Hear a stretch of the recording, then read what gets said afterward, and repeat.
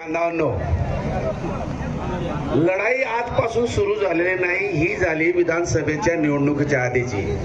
जेव्हा आमचे नागपूरचे देवेंद्र फडणवीस म्हणायचे की मी सत्तेवर आलो तर 7-12 कोरा करेल.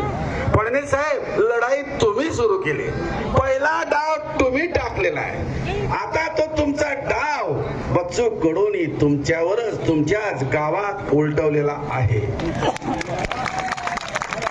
फडणवीस साहेब, तुम्ही LLB आहात, तुम्हाला मुख्यमंत्री पदाचा आधी 5 वर्ष अनुभव आहे, उपमुख्यमंत्री पदाचा 2.5 वर्ष अनुभव आहे.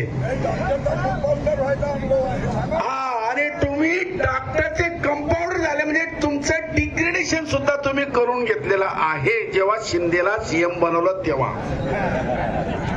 फडणवीस साहेब, एक लक्षात ठेवा, हा महाराष्ट्र शेतकऱ्यांच्या कष्टाने चाललेला आहे, यांच्या उत्पन्नाने लोक पोट भरत आहेत, यांच्यातून महसूल जमा होत आहे आणि म्हणून या नोकरांना, आमदारांना, मंत्र्यांना पगार आणि मानधन मिळत आहे. आता तुम्ही जर म्हणाल की आम्ही अदानी अंबानी सारख्या माणसाला अंड्यू फेवर करणार आणि त्यांना तुम्ही करोडोची अब्जोची कर्जमाफी करणार, हे चुकीचं आहे.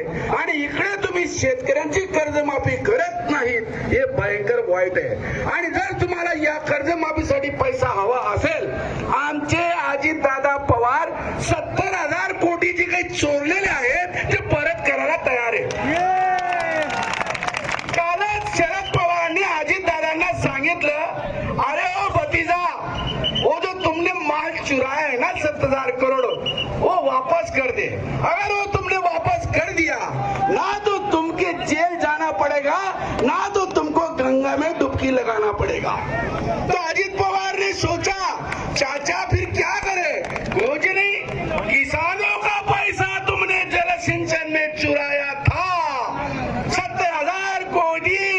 अरे ये कोई जलगांव का आदमी शिवराम पाटिल नहीं बोल रहा है, ये पहले बोला था देवेंद्र फडणवीस महाराष्ट्र विधानसभा में, ये दोबारा बोला था नरेंद्र मोदी भोपाल की सभा में. ये तीसरी बार सिद्ध हुआ है. चितड़े कमीशन के अहवाल के अनुसार अजित पवार ने 70,000 करोड़ चुराया है. अगर अजित पवार भले बाती काका की सलाह पे 70,000 करोड़ अगर तिजोरी में वापस कर दे, हम किसानों का सब कर्जा माफ हो जाएगा और 7-12 कोरा हो जाएगा. अगर अजित पवार तैयार नहीं होगा तो अजित पवार तैयार नहीं होगा, ये तुम्हारे जो मंत्रिमंडल है उसमें से 35 मंत्रियों को विधानसभा के पोर्च में उल्टा लटकाओ, नीचे से धुनी लगाओ. अरे पैसों की बोरियां भर जाएगी, पैसों की बोरियां भर जाएगी. फडणवीस महाराज, इसके लिए कोई नई टंकसाल चलाने की जरूरत नहीं, इसलिए कोई IMF मॉनेटरी फंड लाने की जरूरत नहीं है, इसलिए कोई वर्ल्ड बैंक का पैसा लाने की जरूरत नहीं है, इसके लिए कोई मोदी से भीख मांगने की जरूरत है. अरे तुम्हारे आसपास सब चोरों की महफिल है, एक एक चोरों को झटना चाहिए, चोरों को उल्टा टांग के लटका के झटकना चाहिए और महाराष्ट्र सरकार की तिजोरी ऐसी भरेगी, अरे कर्जा तो माफ हो जाएगा. अगले 5 साल सरकार चलेगी, अगले 5 साल सरकार चलेगी.